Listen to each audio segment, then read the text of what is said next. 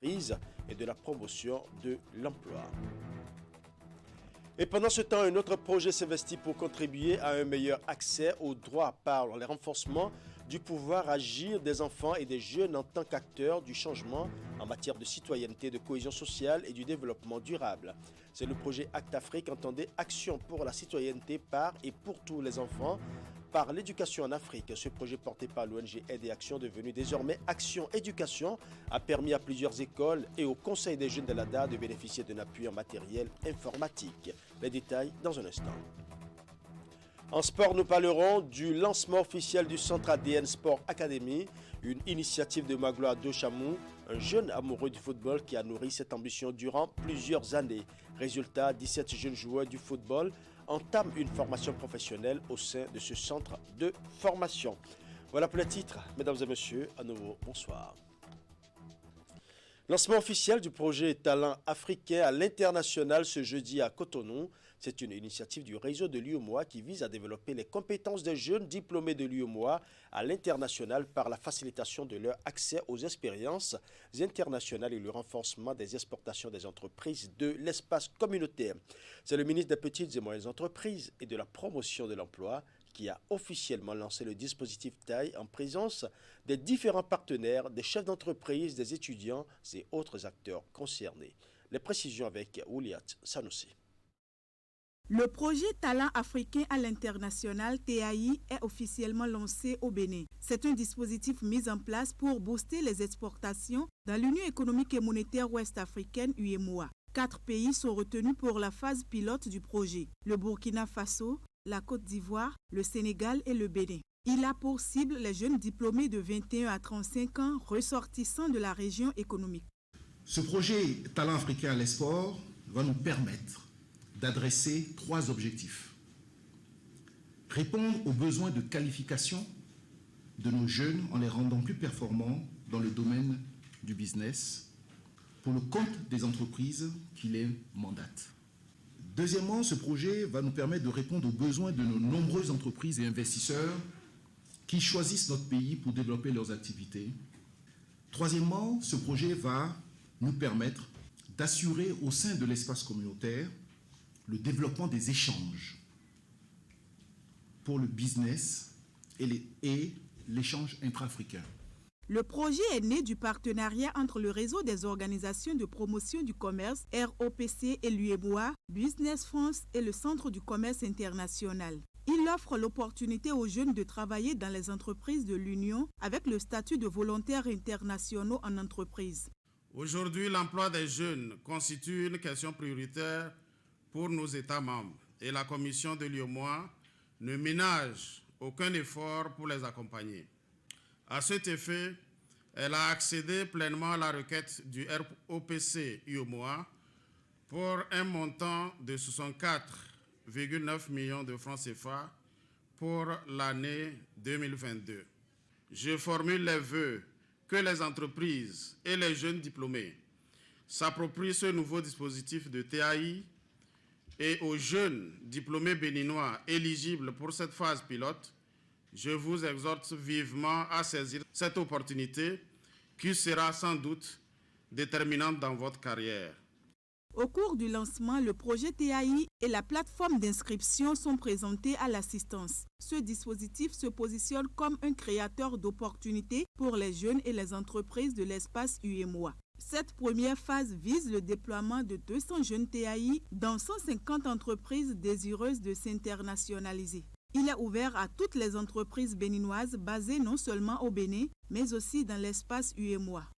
Je voudrais rassurer l'unité nationale de gestion du projet TAI et les membres du comité national de pilotage que nous, au ministère de l'Industrie et du Commerce, nous ne ménageons aucun effort pour accompagner le projet dans cette phase pilote et dans la phase d'extension aux autres pays de l'UEMOA.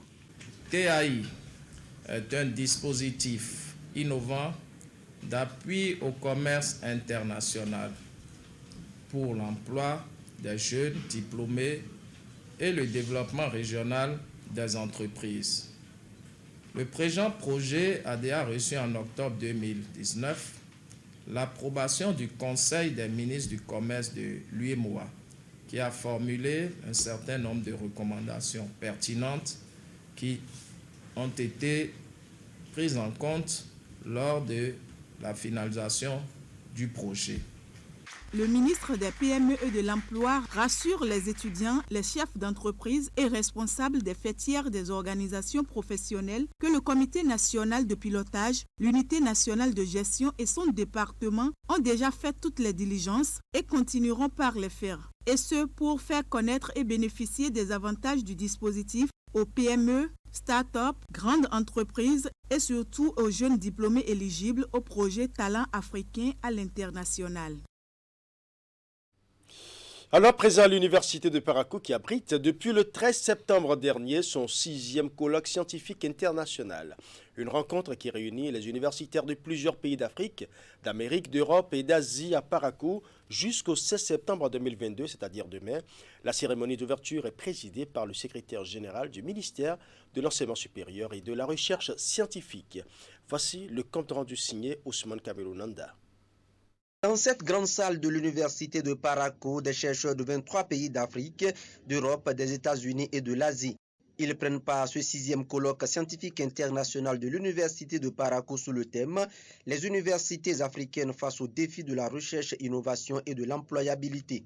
Cette première activité d'envergure internationale pour le compte de la nouvelle année académique se veut un cadre de rencontre où les universitaires conjuguent leurs efforts pour renforcer la recherche. Le colloque qui nous réunit ce matin et dont le thème principal est « Université africaine face aux défis de la recherche, innovation et de l'employabilité » se veut être un cadre de rencontre où des universitaires, des chercheurs conjuguent leurs efforts dans une réflexion prospective sur l'une des responsabilités majeures de nos universités, les défis liés à la recherche et l'innovation et l'épineux problème de l'employabilité de nos apprenants après leur formation universitaire. Pendant 4 jours, les participants vont partager les résultats de leurs travaux de recherche, ceci dans le but de résoudre le problème de l'employabilité dans nos États africains. 6 ateliers vont meubler ce colloque, avec au total 634 communications de 56 universités et centres de recherche. L'université ne peut plus se contenter de former uniquement. Elle devrait aussi préparer ses étudiants à l'insertion professionnelle.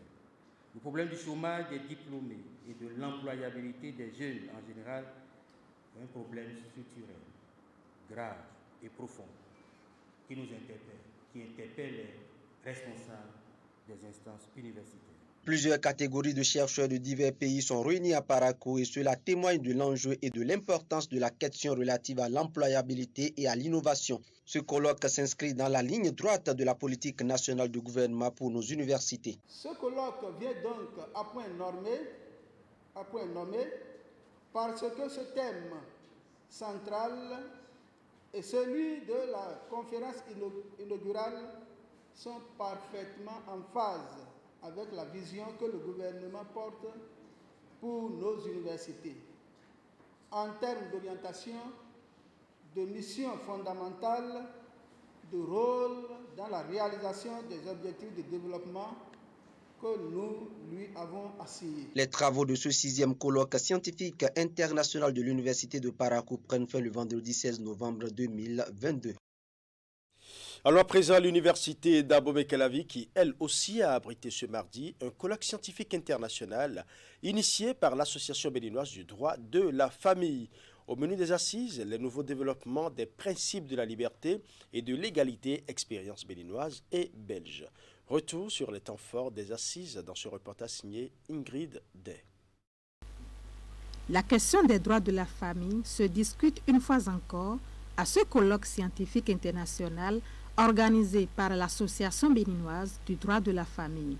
À ses côtés, les universités publiques béninoises et la faculté de droit de Liège de la Belgique. Ensemble, ils vont réfléchir sur les nouveaux développements des principes de la liberté et de l'égalité, expérience béninoise et belge.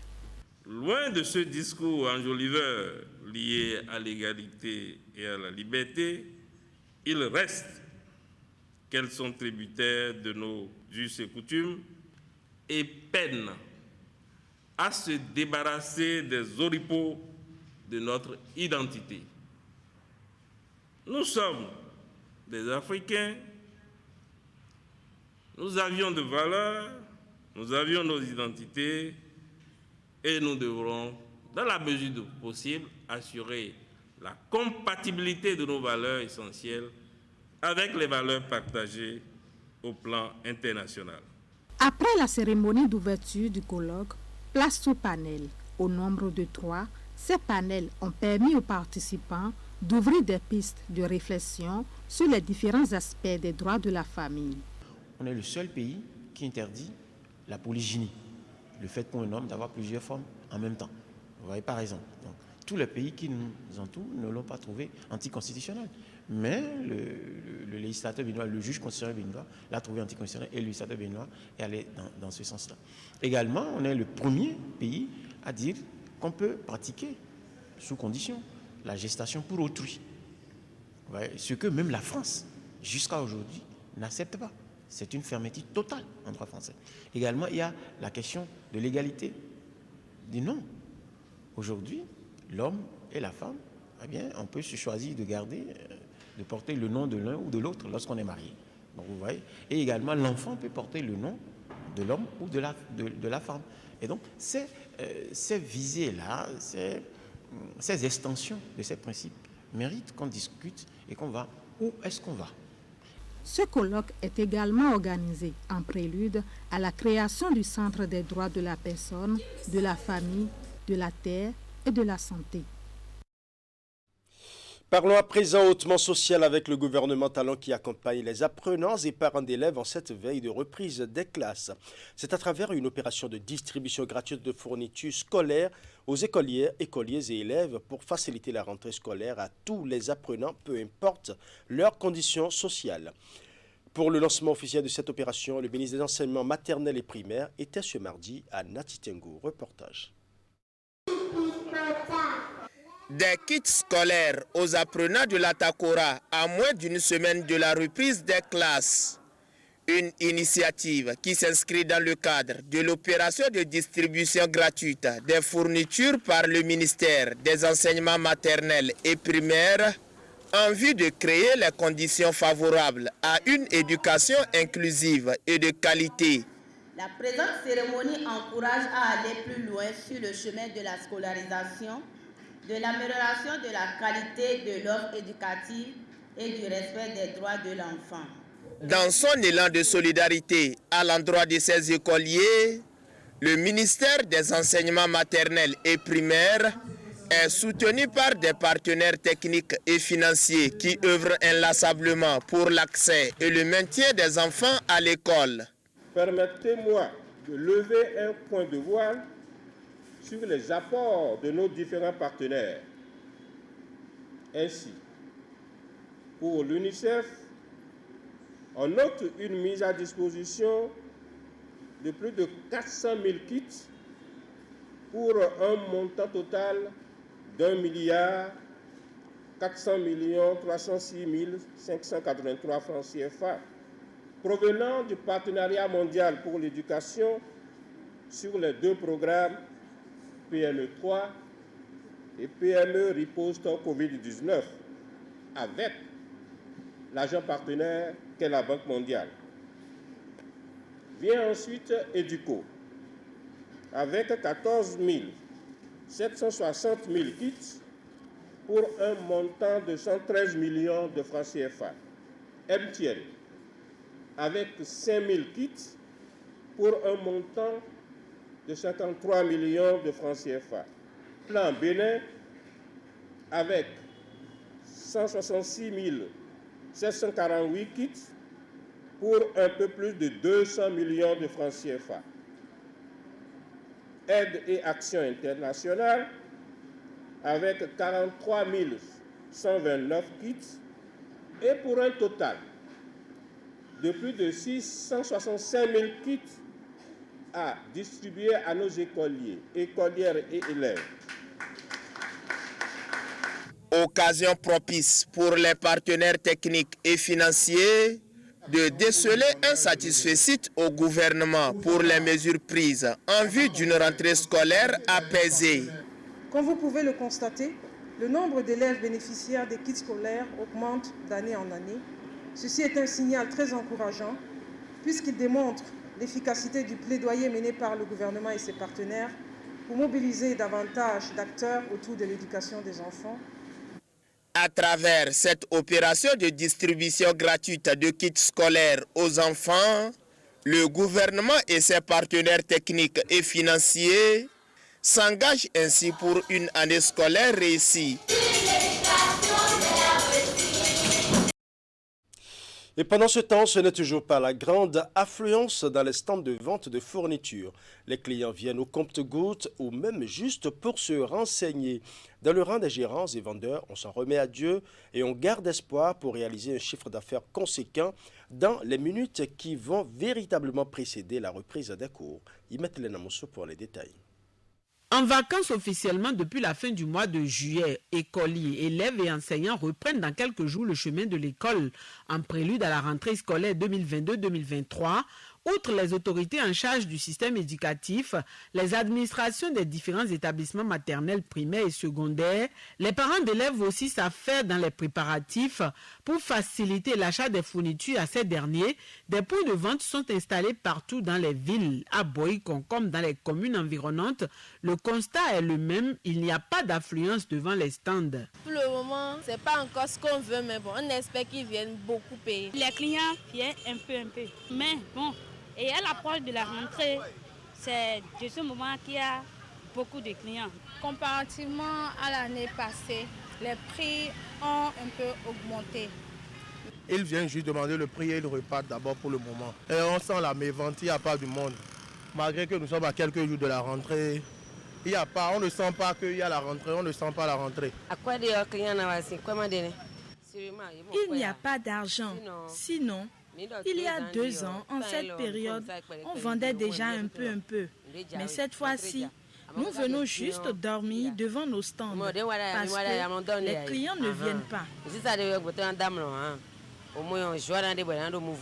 Ils viennent un peu. Comme la rentrée est encore un peu loin là-bas.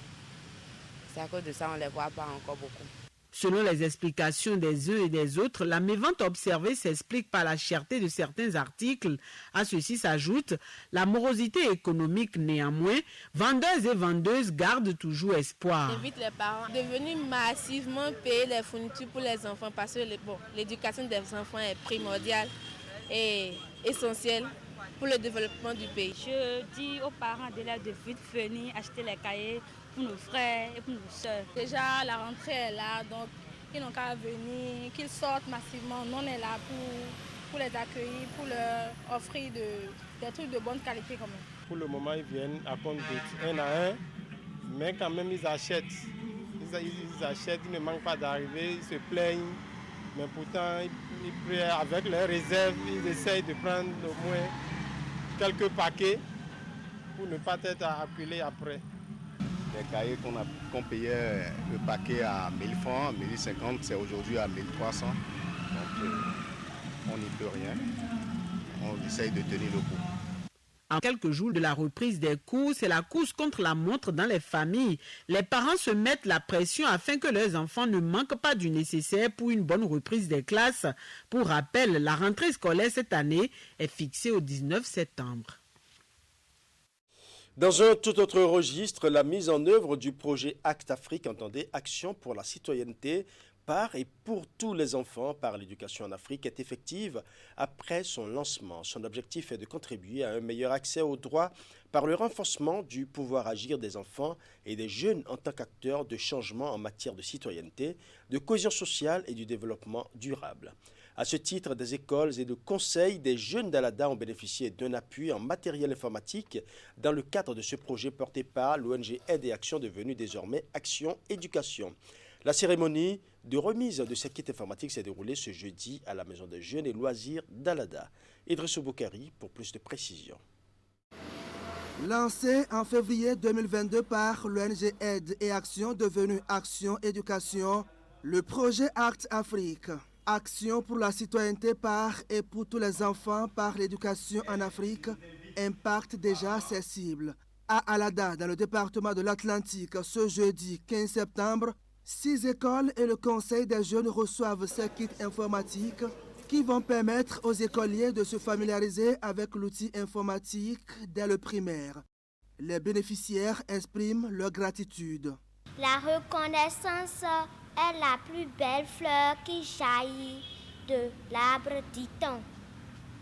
C'est dans cette optique que nous apprenons, remercions très sincèrement en premier lieu l'Agence française de développement AFD pour l'équipe financière accordée à l'Action Éducation dans le cadre de la mise en œuvre du projet Act Afrique.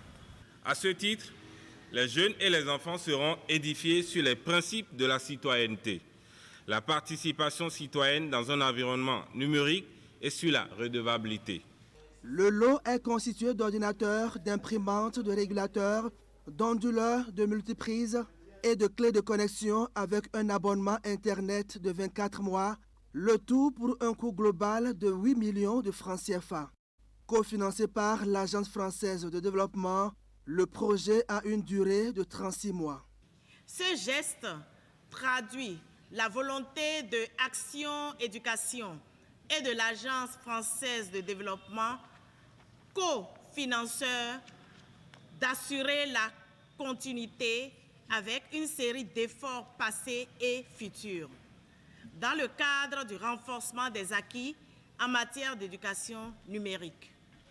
Ma présence ici témoigne de l'importance de la coopération entre l'Agence française de développement et Action Éducation dans le domaine de l'éducation. Je voudrais, du haut de cette tribune, vous rassurer que des mesures idoines et originales seront prises pour la sécurisation des locaux et ce de commun accord avec les membres de l'association des parents d'élèves et le comité local de pilotage et de mise en œuvre du projet sous l'égide du conseil communal.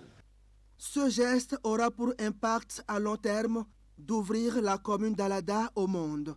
Les bénéficiaires, par la voix de leur porte-parole, n'ont pas manqué de prendre l'engagement de faire bon usage des kits informatiques reçus. L'ONG Aide et Action, désormais Action Éducation, couvre 4 pays en Afrique, à savoir le Bénin, le Togo, le Burkina Faso et le Sénégal. Nous allons à présent parler de la transformation du fonio, l'une des céréales les plus anciennes d'Afrique, longtemps restée manuelle. Elle était donc harassante, contraignante et très peu mécanisée, mais de nos jours, elle connaît peu à peu un changement grâce aux nouvelles techniques et de méthodes de traitement de cette céréale cultivée dans les régions de Bukombe. Pour obtenir un produit de qualité et surtout amoindrir les difficultés qui jalonnent le processus de production, transformation et commercialisation de fonio, Angèle Opala a créé une unité de transformation où le travail s'effectue à la fois de façon mécanique et manuelle. Allons donc à la découverte des différentes étapes de transformation de fonio dans ce reportage. Angèle Opala, la cinquantaine révolue et résidente à Natitengu, est promotrice de fonio, une céréale à grains fins cultivée dans la commune de Bukombe et ses environs. Très peu connu du grand public malgré ses vertus et progressivement délaissée par les producteurs, cette céréale a survécu grâce à Dame Angèle, promotrice de l'entreprise Procin Bénin, spécialisée depuis plus de 2 décennies dans sa production et surtout sa transformation. Une transformation qui nécessite une série d'opérations, tant manuelles que mécaniques. Dans cette unité de transformation, subdivisée en plusieurs compartiments, Angèle et ses collaboratrices s'emploient à traiter cette céréale. Avant de décortiquer, le fonio paddy est stocké ici. Une fois le fonio récolté, il est d'abord séché au soleil avant de passer dans la décortiqueuse qui rend la tâche moins pénible que par le passé. Le fonio paddy, on le met dans la décortiqueuse. Et la décortiqueuse travaille pour enlever la peau, pour donner au fonio grain. Et la décortiqueuse qui est là, c'est une décortiqueuse du Nigeria et qui travaille bien. Vraiment, ça décortique bien les fonio, ça rend les fonio blancs, ça blanchit les fonio. Le fonio sorti de la décortiqueuse prend cet aspect un peu blanchâtre. Il pourra ainsi subir d'importants criblages par plusieurs lavages pour parvenir à éliminer les impuretés. Ici, c'est la salle de la transformation. Nous lavons notre fonio avec l'eau des pompes. Nous avons un château d'eau avec l'eau des forages que nous lavons ici. Voilà les robinets, voilà les tables où les dames déposent leurs bassines pour laver les fonio. Vraiment, c'est fonio de qualité, l'eau propre. C'est une bonne salle très bien arrangée grâce à nos partenaires qui nous ont accompagnés. Après les opérations de lavage et de blanchiment, vient celle de séchage. Une opération qui se fera grâce à ce séchoir moderne. Nous séchons notre fonio à n'importe quel moment. Qu'il pleut, qu'il neige, nous avons notre séchoir à l'intérieur ici. Vraiment, si vous regardez, c'est un séchoir vraiment impeccable qui nous aide à sécher au moins 90 kg par heure. Et nous remercions aussi nos partenaires qui nous ont accompagnés pour avoir ces séchoirs-là. Aujourd'hui, on ne s'inquiète pas. En août, en juillet, à tout moment qu'il pleut, nous avons notre séchoir pour sécher à l'intérieur, pour éviter les microbes, pour avoir un bon produit pour la santé de nos clients. Une fois séché, nous transformons ici. Nous avons au moins 7 dérivés de fonio. D'abord, les fonio qui sortent de la machine, c'est les fonio grains, que nous lavons aussi, c'est les grains jusque-là. Mais arrivé dans cette salle, nous transformons à cuit de fonio à travers la farine, couscous de fonio, semoule de fonio, fonio grains. Nous transformons aussi fonio complet et autres. Dans la transformation de la céréale la plus ancienne d'Afrique, les difficultés ne manquent pas. Il n'y a pas l'eau, il n'y a pas l'électricité dans un quartier urbain de Natitemou. Alors ce sont vraiment les difficultés. Et à part ça, des matériels de transformation, on n'en trouve pas au Bénin. Il faut toujours aller dans la sous-région pour trouver le matériel de transformation. Jusque-là, les fourneaux n'ont pas encore d'accompagnement. Nous avons la clientèle, nous avons la demande. On n'arrive pas à satisfaire parce que les producteurs ne sont pas accompagnés. Et le gouvernement n'a pas encore pris les fourneaux comme filière. Il se débrouille avec des petites dimensions. On n'arrive pas à satisfaire les masses parce que sur les terrains, on n'en trouve pas.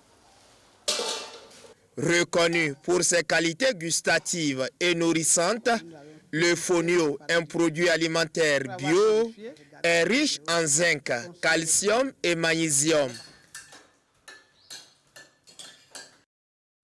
Je l'annonçais en titre, 17 jeunes joueurs de football entament une formation professionnelle au sein du Centre ADN Sport Academy. Avec leurs parents respectifs, ils ont découvert les locaux de l'académie qui les reçoit à l'initiative Magloire de Chamou, un jeune amoureux du foot qui a nourri cette ambition durant plusieurs années. Les détails avec Teddy Goudalo. Une aventure professionnelle dans le domaine du football démarre pour ces 17 jeunes joueurs. Avec le centre de formation ADN Sport Academy, ils seront rigoureusement encadrés en vue de faire d'eux des footballeurs talentueux.